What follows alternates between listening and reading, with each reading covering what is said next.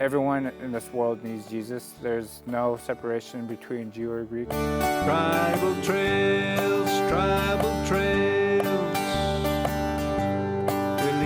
Welcome to Tribal Trails. Today, our guest is Billy Tallis. We were in the United States at the United in Christ Native Christian Leadership Conference in Bemidji, Minnesota. That's where we met Billy. A few years ago, we met him at the same conference. Back then, we had a good talk about how he grew up, his coming out of the skateboard scene, addiction, and depression, and how he turned to the Lord. If you'd like to know more about this story, you can go to our website and research for Billy Tallis. Now, we are excited to hear how he's doing and what he's up to. So you're from, Phoenix? Yep, Phoenix, Arizona. Okay. Yep, Navajo. Originally from Rough Rock, Arizona. Okay. I guess you could tell us a little bit about how did you come to know Christ? So I came to know Christ at a vacation Bible school on the reservation. So I didn't grow up in a very traditional Christian home. I grew up without any running water or plumbing. By God's grace, He spared me from the path that I was on. I was on a path of partying, drinking, and alcoholism, similar to what my parents have walked in. But God spared me from that and took me out of that and put me into His light. And so far, you know, it's been good. God has been gracious to a sinner like me, you know. And a lot of it was just dealing with my own brokenness, you know, just finding broken things to fix my broken life in this broken world, you know, just looking for broken things to fix my broken life in a broken world. It was just repetitive cycles that did not amount to anything. So God brought me out of that cycle, and God brought me into His light, like I was saying. And overall, in 2016, I think when I confessed every single sin that I've done in my entire life I was at a mission trip through Campus Crusade for Christ, through their Native American ministry called Nations, that I confessed every single sin that I've done in my entire life in 2016. The sacrifice you want is a broken spirit, a broken and repentant heart, O God, you will not despise. And I would say that's when a wall between me and the Lord is broken down. And that's when I had a relationship with the Lord. I knew about the Lord, you know. I knew about Him in name. I said a prayer at a vacation Bible school in 6th grade about, oh yeah, I wanted to live a life for Christ, but going back to my dysfunctional family at a young age and not really being brought up the ways that I should go by my parents, that I did not have a relationship with Him. I knew about Him, you know. It's like kind of like knowing about your most famous sports star, you know, like Michael Jordan. You know, you can know all the stats about him, all the points and stuff. You can know where he lives, what he does, what he eats, but you cannot have a relationship with Him, you know. And that's how my relationship with Christ is living a life knowing about Christ, but not living a life for Him. And skateboarding is massive in my life growing up too. I thought that I was an idol in my life, you know, really seeking that as my identity to begin with. And I think I shared that in 2017. I still use that skateboarding as a tool for the gospel message, and I hope to continue that in church planting in the future. So my main goal is to go back up to mini farms where I was baptized at and go plant a church or revitalize a church. There's a church building, but there's no church happening. So by God's grace, hopefully that can come into fruition. But there's a lot of support raising that happens, you know, a lot of things that need to be done at the church. The church has a parish, but hasn't been occupied in over like 8 years, and has been in need of repair for quite some time. So by God's grace, hopefully that would happen, and hopefully sometime this year we'll be sent out. Okay. Just going back to when we first met, you know, you were going to school for medical thing. Can you talk about that? Yeah, man, that brings me way back. I remember when I first heard about this conference, I was doing a internship called Indians into Medicine at Grand Forks, North Dakota. And I was working on my pre-med degree, getting into the health science field, the medical field, to become a physician. My heart desire was to go back and do physician work on the Navajo reservation. But my grade point average wasn't too good. I'm an undergrad. I got a pretty good MCAT score. The MCAT is a medical school entrance exam. I got a pretty good MCAT score, but my grade point average was not perfect going into college. So I had this conviction of like finding a master's degree program to really offset those those bad grades. And by God's grace, He put into my mind seminary school. I was like, oh yeah, I can go to seminary, get my master's real quick, and apply to med school. But what seminary turned out to be more than 2 years than I expected. So it was like a 4-year degree. So 4 years of undergrad, 4 years of master's degrees, and well, 6 years of my undergrad and 4 years of my master's degree. So I was a little bit burnt out from school. So that transitioned from applying to med school to really just focusing on ministry. And that's what the Lord has prepared me for through seminary school and just being involved in the church more. Which school did you go to? Phoenix Seminary. Oh. So I graduated from Phoenix Seminary with my master's in divinity When is that? in May of 2023. In 23. So what happened between all that? Did you obviously you said you had a wife. Oh yeah. So after all those thoughts have passed, from that trip in 2017, I was talking to my wife at the time, my fiance. We're talking, and then I proposed in summer of 2018, and then about 2 months later, we got in a rollover car accident. She almost died from that car accident. She got her head cracked open, and like her skull had to be replaced with a metal plate and all this stuff. So she had a 2% chance of living from the accident in October, but by God's grace, she was spared from that. And 2 months later, we got married in December of 2018. You turned my mourning into dancing. You have put off my sackcloth and clothed me with joy, that my heart may sing your praises and not be silent. O Lord my God, I will give thanks forever. So that really changed your, must have changed your focus. Oh, huge, huge, huge. It brought to mind a lot of the passages where tomorrow isn't promised, you know.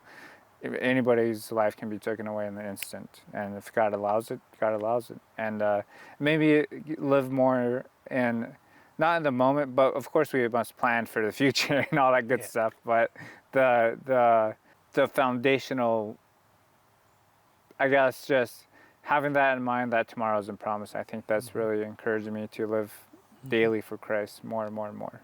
Is that kind of the reason why you kind of shift over to learning more about God? A little bit, I would say so. A lot of my wife's parents, my wife's family has a lot of people who are in ministry that are pastors and serving at churches, and a lot of them encouraged me to go into the ministry field because a lot of them said, not in the ministry field, but to go to seminary, because a lot of them wish that they had the opportunity to go back to seminary before they started their ministry. And like a lot of them don't have the time anymore. They don't have the time to go back to school and get a master's degree. I think that was most of it. But that's a good question. Going back into the thought of death, you know, about pushing me towards ministry field. I mean, it could be, yeah. Okay. So what really put you there then? Desire to know more about the Lord. Yep. And mostly just like offsetting that undergrad score, those bad grades and whatnot. Yep.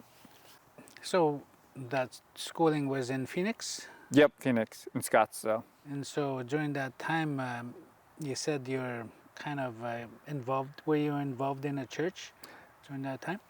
Yeah, so I was involved with my church in Roosevelt Community Church. I was serving at the church as on the security team, but I got more into preaching and teaching during my seminary degree program.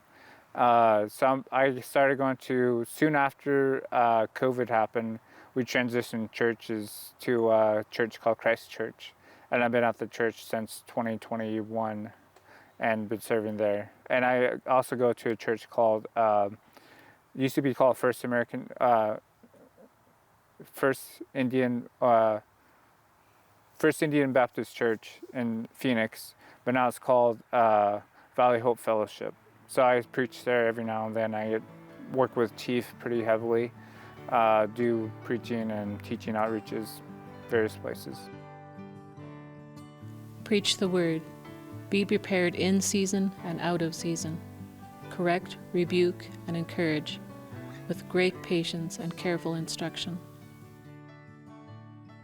Okay, so anyways, now you're wanting to go back home or church planting or? Yeah, so after I was done with my seminary degree and I didn't want to go back to med school or do anything with medicine, I was just done with school, to be honest. But my heart desire, ever since I started anything, I always wanted to go back to the reservation and do something there. And the Lord put in my heart to serve at a church and to lead and shepherd a church. So that church will be in Mini Farms, Arizona. So a small little Baptist church, little red church called Mini Farms Baptist Church. So me and my wife are in the process now. We have a website called talusministry.com where people can sign up for a newsletter or really just get involved with the mission that me and my wife have been convicted of doing. And by God's grace, hopefully we can raise some funding for a roof in November, because that's our big need right now, is to go back and be boots on the ground, So that's our heart desire right now, and I believe the Lord has put that in our hearts for a reason. So is that a reserve? Yeah, it's a reservation. Okay, so anyways, you have any children? Yeah, yeah. I just had a child in May of 2023. Yep, just had my first kid. So what's her name? Is it he or she? Oh, he. So his name is Tyndale Tallis. Tyndale Tallis. Yep, Tyndale Dakota Tallis. Wow. Yep, after William Tyndale, the guy who translated the Bible from Greek and Hebrew into English. Yep, and then Catholic Church didn't like that, so they strangled him and burned him.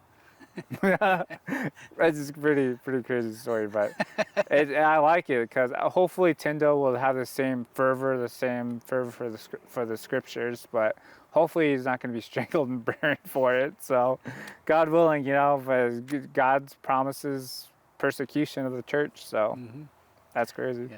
So what do you find the struggles that they have in here and where you're serving, and how you reach them?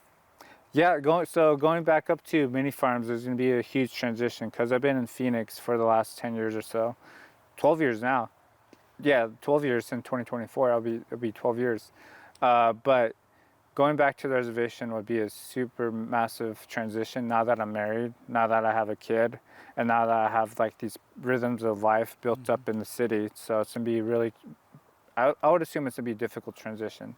But growing up there and being raised on the reservation, I think I'm more thoughtful about how my wife is going to react to moving to the res because she's white. So she's like, I always like to say, like, I have 4 clans, and her 4 clans are Bilagana, Bilagana, Bilagana, Bilagana, which is white. So she's that means the white man clan. So it's just straight up white. but yeah, I love her. She has a heart for the Lord. So I assume the transitions go good. But I'm kind of like more thoughtful about how she's going to react to it. But moving back up to the res, I think it's the main need I see that I'm going to have to deal with or have to face is opposition from the devil. I mean, from Satan himself is going to be a ton of opposition to what the work he's going to be doing in me and Brianna's life. And mostly for the people in general, I think it's going to be having them engaged in the church. Mostly men. Not a lot of men are serving at the church currently. Not a lot of youth at the church. So men and the youth, I think, are going to be 2 things I have to engage, 2 different groups of people that I'm going to have to really get involved with and find different ways to really get them to come to church. The main thing is probably alcoholism, substance abuse. Like in my immediate family, there's not any stable men leadership in the church, not even in churches, but just in my immediate family in general. Like most of my family members who are men have died of alcoholism, died of suicide, have died of medical issues, and just have abandoned their families. And I would say that it's a common thread throughout all reservations that's seen as well.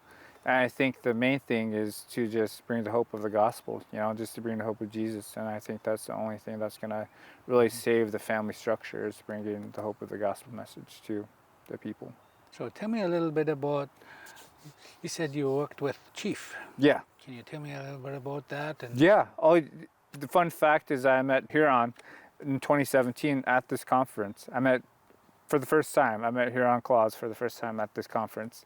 And he got me involved with various ministry activities when I moved back into Phoenix. And we kept in touch. We're involved with their Native Christian Leadership Forum they have in the fall. Just various conferences he goes to and speaks to. I've walked with them and co-led with them in some ways. And mostly his media department that I'm pretty involved in. Yeah, he's just been a good mentor, good friend, you know, just having a good time, just worshiping and following and sharing the gospel. so when you say media, what did you do? Photos and videos mostly. So I just set up pretty much what we have here is just a nice little setup, set up on a tripod, get a little mics going, all that good stuff. Mostly there's a conference that Patrick Lennox leads, Oka Ministries, the Native Leaders, I think it's Native Leaders Conference in Mississippi. Very nice conference, super nice. But that I led some worship there, led some interviews there as well with the camera, various different little media things here and there. So I dabble in videography and photography every now and then. Wow, well, looks like you've been busy with Huron. Yeah. He's been a big ministry partner for sure. Yep. So he kind of put you under his wing and work with him that way. Oh yeah. Yep. That was really God's design. The funny thing about how I heard about this conference too in 2017 is that I was going to a church in Grand Forks, North Dakota, called I forgot what the church was called. I think it was, but I know the pastor name, Pastor Pat. He drove me from Grand Forks, North Dakota, to here to Bemidji, Minnesota, to meet with Paul Straubel. So we had a conversation about this conference, and he drove me back 2 hours back to Grand Forks. And then at the end of that internship, he drove me back up here, and I came here. Wow, Yeah. interesting. That's good. Yeah, this is crazy. And then that's this is crazy about just some random church in Grand Forks, North Dakota, told me about this conference. I mean, well, of all churches I could have went to in North Dakota, I went to the one that knew about this conference. Wow. Yep. Yeah. So any verses that you pop up into your life that you want to share? Everyone needs Jesus. Romans 3:23, for all have sinned and fall short of the glory of God. Marrying a non-native person and being involved in the church culture, I think growing up and not in the church setting, I think that was really hard for me to really wrestle with, was that majority of the churches that I have been to and are going to are a majority of white people. You know, not there's anything wrong with white people, you know, but just the fact that everyone in this world needs Jesus. There's no separation between Jew or Greek. You know, I like to say this, that you know how Paul used his Roman citizenship to get in front of Caesar, and he also said, I've come to know, I was circumcised on the 8th day, I was Hebrew of Hebrew, I'm of the tribe of Benjamin. He uses all these different identities that he was associated with to preach the gospel with. And he doesn't like say like, oh, I'm not a Roman citizen, I'm not a Jew, I'm not a Hebrew, I'm not of the tribe of Benjamin. He doesn't get rid of all these identities as a part of, but he uses them as a tool to share the gospel with. He also says, I have come to know nothing but Christ and Him crucified. And all these identities that he's wrapped up in, he uses to share the gospel with. And that's the same thing for my native identity, my skateboarding hobby, and all these different things that I'm associated with. I use those as ways to glorify the Lord with. I like to introduce myself in my traditional language, you know, like Yat Billy Talasinishe, do Setsa Denasha, do Tsayaskin Nishlin, do Klitni Chitnia Besashin, do Hanagani Hedashache, do Bilgana Edashanala. And those 4 different clans, I've rooted myself in my mother's clan, my father's clan, my grandma's, and my grandpa's clan. And such is just simply that I am from Rough Rock, Dinasha. And Klitna-Chitney is the Red House people clan. That's my second clan. My third clan is Hanagahi, which is the one who walks around clan. And my fourth clan is Bilagana, which is the white people clan. And I like to introduce myself in that way because it helps me relate to other people, but also just uses my identity to share the gospel with, and just be more a part of my native roots. And a lot of it is quite simply just how Paul used his ancestral roots to share the gospel message with other people. Mm-hmm. But yeah. That was a verse, Romans 3:23, wrapped up in Paul's teachings as well. But yeah, God has been gracious to me. God has been gracious to me these last, 17, 18, 19, 20, 21, 22, 23, 24. Last 7 years, God has been working in my life, and God has just done a work in my life. And I'm here today because of Him, and I guess we all are. This conference exists because of God and Him, Christ and Him crucified. Thanks, Billy, for the update. It is great to see how Billy experienced God's leading in his life over the last 7 years, and even how God had His hand on him and his wife in the accident and in the wonderful recovery. If we like it or not, our life is in God's hands, and our identity should be in Christ. We are all part of where we come from. We are shaped by how we grew up, family, environment, friends, culture, and that is what makes our identity. Even what we believe is part of our identity. When we believe in humanism, we believe only what we can see and touch. When we believe in spirituality, we believe in some sort of higher power. It is all part of how we grew up. But if God comes into your life, we will begin a new identity. The Bible says in 2 Corinthians 5:17, "Therefore, if anyone is in Christ, the new creation has come. The old has gone, the new is here." We will still be the same person with all the experience in life, but we will define everything with a new perspective. We are forgiven because Jesus Christ died for our debt. We will experience God's peace and freedom through what He's done for us. We are a totally new creation. We have a relationship with the living God, and we have to relearn our life. When we experience this new life in Jesus, we want to live with Him and for Him. Billy tried to fix his broken life with broken things in this broken world. That's not going to work. But when he experienced God's power in his life, he relearned his life. Now he wants to help others to get to know Jesus Christ. He has God's peace that indwells him. Maybe you think your life makes no sense anymore, or that you have the feeling something is missing.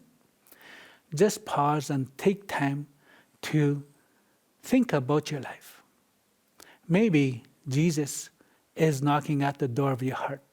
He says in John 14, verse 6, "I am the way and the truth and the life. No one comes to the Father except through me."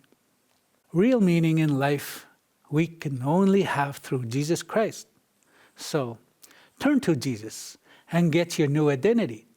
If you want to talk to someone, call us on our spiritual helpline,